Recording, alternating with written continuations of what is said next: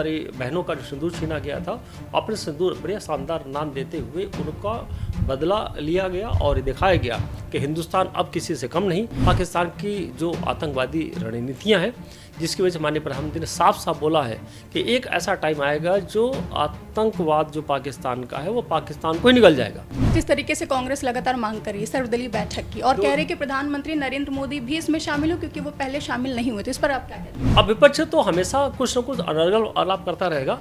अब ये सरकार पर फैसला करेगी क्या करना है, कैसे करना है, कब करना है। सर, आज शौर्य तिरंगा यात्रा निकाली गई, उस पर आपका क्या कहना है? क्या है भाजपा का इसके पीछे मोटिव, क्या संदेश देना चाहते हैं? ये जो तिरंगा यात्रा है पूरे देश में जलाया जा रहा है। इस सेना का पराक्रम को बधाई देने के लिए हम लोग कर रहे हैं। शिक्षा आज बहुत महंगी होती जा रही है, अभिभावक परेशान हो रहे हैं, माता पिता फीस को लेकर थोड़ा चिंतित रहते हैं, तो क्या आपको नहीं लगता कि कोई ऐसी शिक्षा नीति आनी चाहिए जिसमें शिक्षा सबके लिए सहज हो, सरल हो?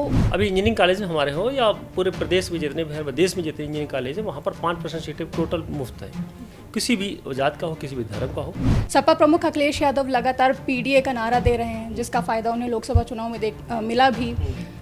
अब वो पीडीए के पी में पत्रकार और पंडितों को भी जोड़ रहे हैं, तो इसको आप किस तरह देखते हैं? आज के डेट में उन्होंने उसमें देखिए एक नाम के 50 अर्थ निकल सकते हैं, किसी को इन्वॉल्व कर दो, ठीक है ना। तो इन्वॉल्व करने से कोई इन्वॉल्व नहीं होता, जनता बेवकूफ़ नहीं है। 27 के चुनाव में भाजपा किन मुद्दों के साथ आएगी? नमस्कार, आप देख रहे हैं TV24 नेटवर्क और मैं हूं आपके साथ आकांक्षा यादव।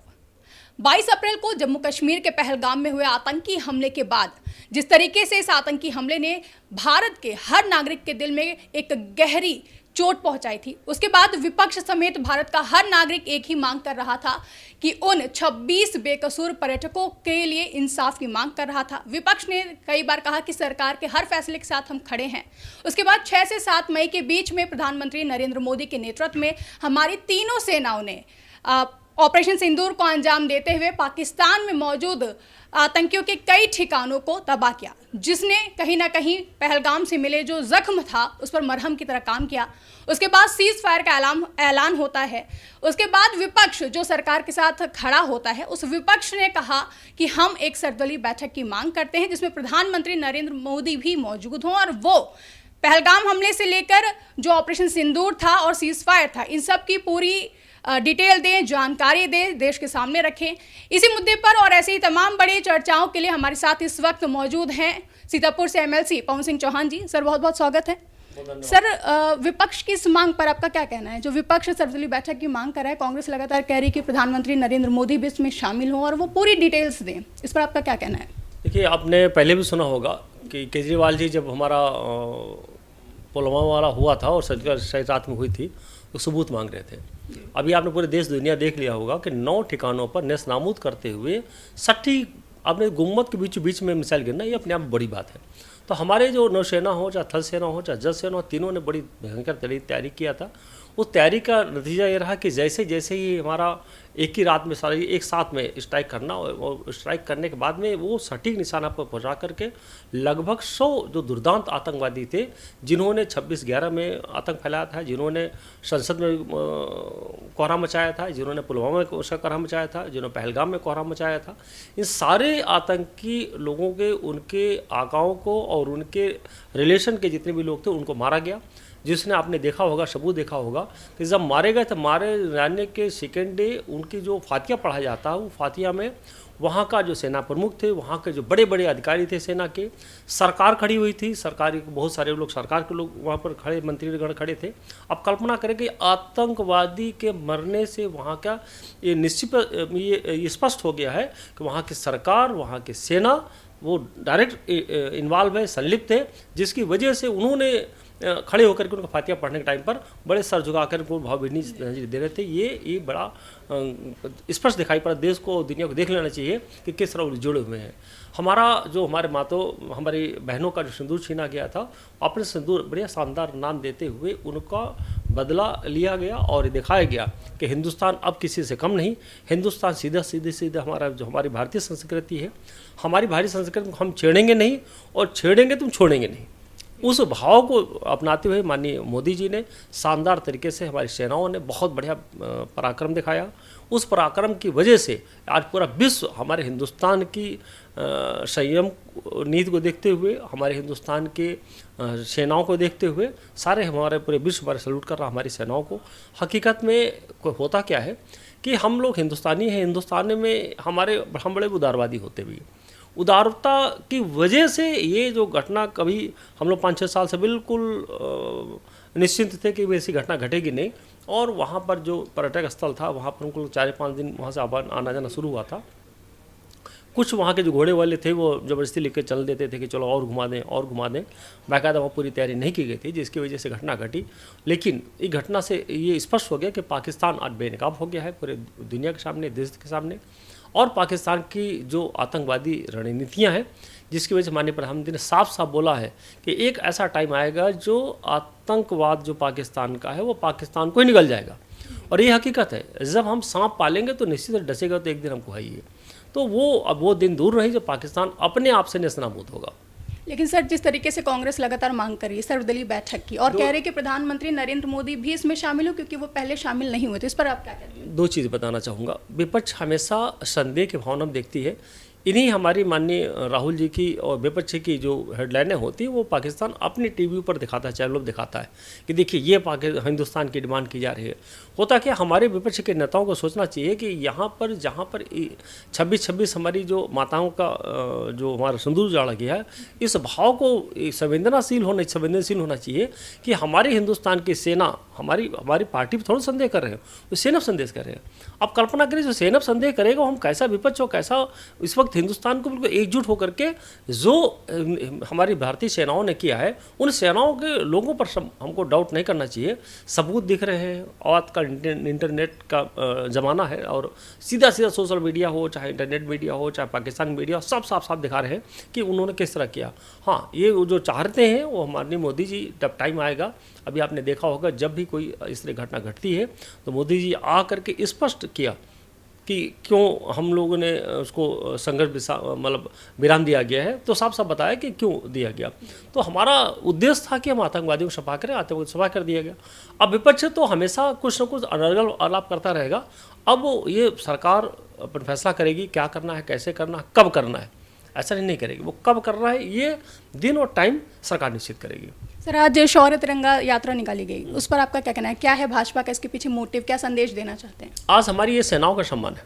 आज हम भी गए थे, वहीं से आप देख रहे पसीना लथपथ हैं हम, और हम भी माननीय मुख्यमंत्री आवास से लेकर के और वहाँ पर तक परिवर्तन वो जो हमारा 1090 चौराहे पर हम लोग गए थे, वहाँ भारी हम लोग कई हज़ार देशियों हज़ार लोगों ने वहाँ पर इकट्ठा होकर के तिरंगा हाथ में लेकर के भारत माता की जय बोलते हुए, सारे मंत्रीगण, सारे विधायक, सारे हमारे जनप्रतिनिधि के साथ साथ में हमारी जनता, जनार्दन और स्टूडेंट भी थे।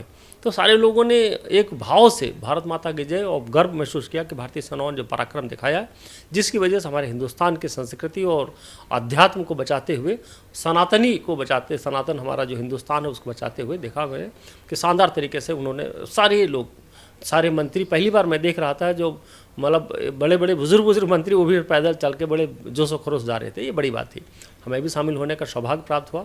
तो ये जो तिरंगा यात्रा है पूरे देश में जलाया जा रहा है, इस सेना का पराक्रम को बधाई देने के लिए हम लोग कर रहे हैं, और सारे लोग कर रहे हैं, हमारे आम जनता कर रही है, उनको बधाई देने के लिए। सर, ब्रह्मास मिसाइल यूनिट का शुभारंभ किया गया, इस पर आपका क्या कहना है कि क्या ये पाकिस्तान को एक तरीके से संदेश देने का एक सरकार की तरफ से पहल है कि आतंकवादियों को बख्शा नहीं जाएगा किसी भी कीमत पर?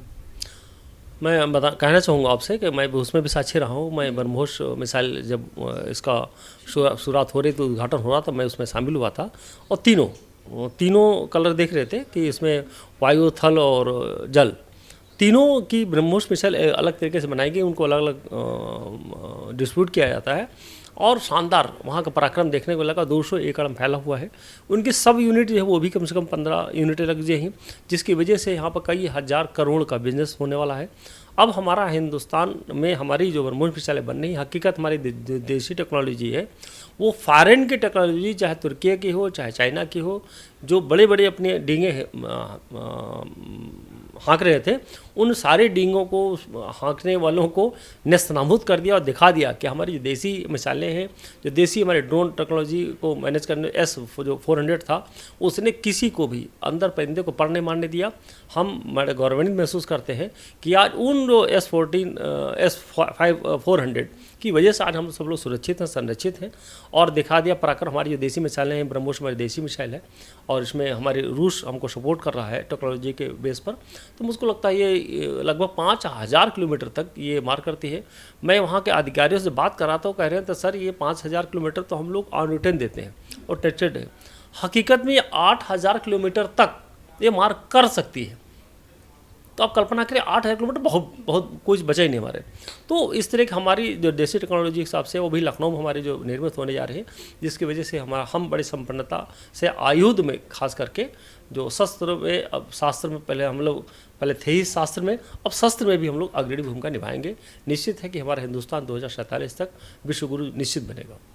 सर, शिक्षा क्षेत्र से जुड़ा आपसे एक सवाल पूछना चाहूँगी, क्योंकि आप शिक्षा से जुड़े हुए हैं। शिक्षा मत के रूप में आपको जाना जाता है, लेकिन कहीं ना कहीं शिक्षा आज बहुत महंगी होती जा रही है। अभिभावक परेशान हो रहे हैं, माता पिता फीस को लेकर थोड़ा चिंतित रहते हैं। तो क्या आपको नहीं लगता कि कोई ऐसी शिक्षा नीति आनी चाहिए जिसमें शिक्षा सबके लिए सहज हो, सरल हो, ताकि वो हर क्षेत्र का इंसान उसको आसानी से ग्रहण कर सके? अच्छा जी, मैं सीधा आप बताना चाहूँगा, हम लोग जानकारी नहीं है। अभी इंजीनियरिंग कॉलेज में हमारे हो या पूरे प्रदेश में जितने भी, देश में जितने इंजीनियरिंग कॉलेज है, वहाँ पर 5% सर्टिफिकेट टोटल मुफ्त है। किसी भी जात का हो, किसी भी धर्म का हो, उसका सर्टिफिकेट लगता है 2 लाख रुपए से एनुअल इनकम सबसे कम हो तो फ्री मिलेगा।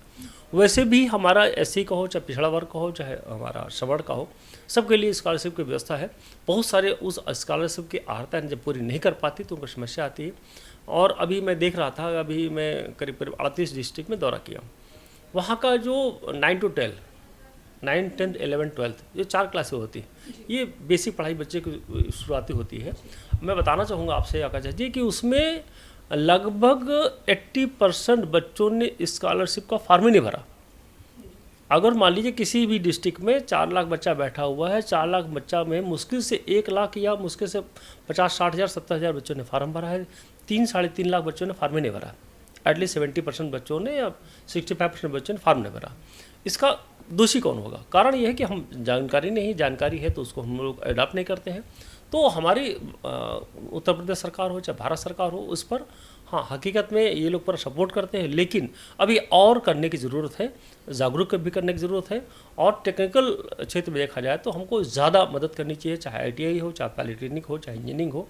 इन क्षेत्रों में जो प्रोफेशनल कोर्स होते हैं उसमें भारत सरकार को और उत्तर प्रदेश सरकार वाकई, जैसा आपने बताया कि उसमें हम लोग थोड़ा सा ज़्यादा सपोर्ट कर देंगे तो ये जो हम लोग वैश्विक रूप से बहुत तेज़ी से हम लोग कहीं स्वास्थ्य के लिए हम लोग सपोर्ट करते हैं, कभी किसी के गरीबी की रेखा के नीचे उसको हम लोग सपोर्ट करना पड़ता है। ये सब सारी चीज़ें हम उनसे ऊपर उठ जाएंगे। हमारा उत्तर प्रदेश बहुत तेज़ी से डेवलप करेगा, लेकिन इसमें हमको और सुधार करने की ज़रूरत है। सर, एक आखिरी सवाल कि 2027 में यूपी विधानसभा चुनाव होने वाला है। सपा प्रमुख अखिलेश यादव लगातार PDA का नारा दे रहे हैं, जिसका फ़ायदा उन्हें लोकसभा चुनाव में मिला भी। अब वो PDA के P में पत्रकार और पंडितों को भी जोड़ रहे हैं, तो इसको आप किस तरह देखते हैं? क्या ये बीजेपी के वोट बैंक में सेंधमारी करने की कोई कोशिश करे, और क्या इसका फ़ायदा विधानसभा चुनाव में भी लोकसभा चुनाव की तरह सपा को मिल सकता है? 2 चीज़ें बताऊँ आपको। जब आपने इन्होंने PDA बनाया था तो उस वक्त उन्होंने पिछड़ा और दलित और अगड़ा उसके अल्पसंख्यक के लिए बनाया था। आज के डेट में उन्होंने उसमें देखिए एक नाम के 50 अर्थ निकल सकते हैं, किसी को इन्वॉल्व कर दो, ठीक है ना। तो इन्वॉल्व करने से कोई इन्वॉल्व नहीं होता। जनता बेवकूफ़ नहीं है, जनता बड़ी समझदार है, उसको पता है कि PDA मतलब क्या होता है और P का मतलब क्या होता है, D का भी मतलब पता है, A का भी मतलब पता है। वो तो अगला भी बताने लगे, भाई हमारे सभा करने गए थे, परशुराम जयंती में गए थे, तो A का मतलब बता दिया अगला, तो वो तो सबको बोल देते हैं, कभी किसी को बोल देते हैं, कभी किसी को बोल देते हैं, जो अपने हिसाब से उनको जहाँ दिखाई पड़ता है। अखिलेश जी को सोचना पड़ेगा, विपक्ष की भूमिका सही निभाने के लिए उनको और गंभीर होना पड़ेगा, और जो सतही हमारी जो बातें होती हैं, जो सतह पर बातें होनी चाहिए, उस गंभीरता से बात करेंगे, मुझको लगता है ज़्यादा अच्छा होगा। अखिलेश जी कहीं ना कहीं वो जो एक चटिया मैं कहूँगा, उनके बीच में घिरे रहते हैं, जिसकी वजह से अपने सही निर्णय नहीं ले पाते हैं, जिसकी वजह से उनको ये सब चीज़ें कभी न कभी बात का बतंगड़ बनता है या बात का जो कुछ ऊपर नीचे हो जाता है, जिसकी वजह से उनको कहीं न कहीं खामियाजा भुगतना पड़ता है। भारतीय जनता पार्टी चाहे हमारे केंद्र सरकार हो, ये दोनों लोग बड़े सुलझे हुए दिमाग से कदम उठा रहे थे। आपने देखा होगा बहुत सारे लोग कह रहे थे कि युद्ध होना चाहिए, युद्ध होना चाहिए, युद्ध होना चाहिए। अब युद्ध क्यों होना चाहिए, युद्ध की विविधता क्या होती है, उसका अंतिम परिणाम क्या होता है, ये हम लोग कहीं ना कहीं उसके वाकिफ नहीं रहते हैं, जिसकी वजह से हम लोग युद्ध चाहते हैं। एक बड़ा जो एग्रेसिव वर्ड जो लोग होते हैं उनका युद्ध उनको पसंद है, युद्ध होना चाहिए, लड़ाई होना चाहिए, झगड़ा होना चाहिए। लेकिन उसका पीछे नुकसान कितना होगा, आप अपने रूस और यूक्रेन देख लीजिएगा। इतना पेचीदा था, जब इस दिन युद्ध शुरू हुआ था सारा विश्व सोच रहा था कि एक हफ्ते में रूस यूक्रेन का युद्ध खत्म होगा। आज भी चल रहा है, सालों हो गया। वियतनाम 20 साल लड़ा अमेरिका जैसे देश से, ठीक है ना। तो इस तरह का जो युद्ध होते हैं वो कहीं ना कहीं कुछ न कुछ बड़े रूप धारण कर लेते हैं, जिसकी वजह से वहाँ की इकोनॉमी, वहाँ के लोग, वहाँ की व्यवस्थाएं सब चरमरा जाती हैं।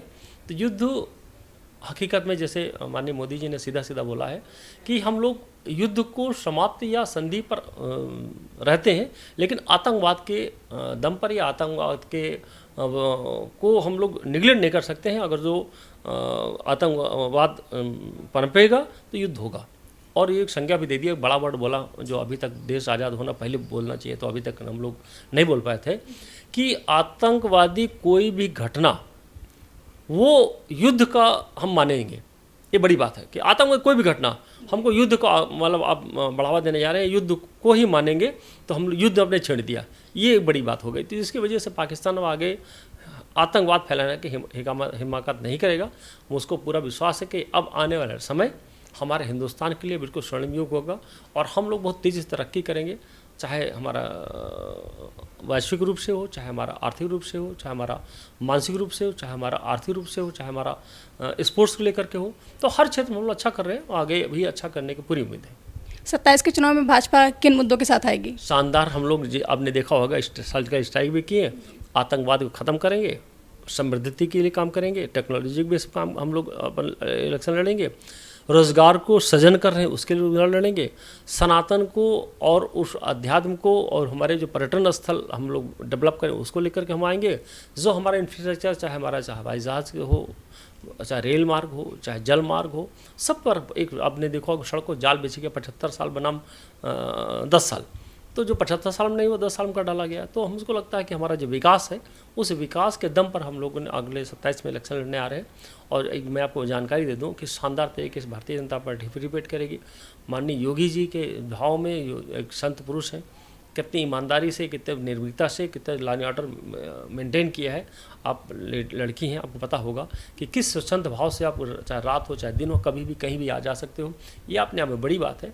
और माननीय योगी जी ने और माननीय मोदी जी दोनों लोग मिल करके जो डबल इंजन सरकार है, तो हमारे विकास के पथ पर हम लोग तेज़ी से काम कर रहे हैं, जिसके दम पर हम लोग 2027 का इलेक्शन शानदार तरीके से लड़ेंगे और जीतेंगे। बहुत बहुत धन्यवाद सर आपका।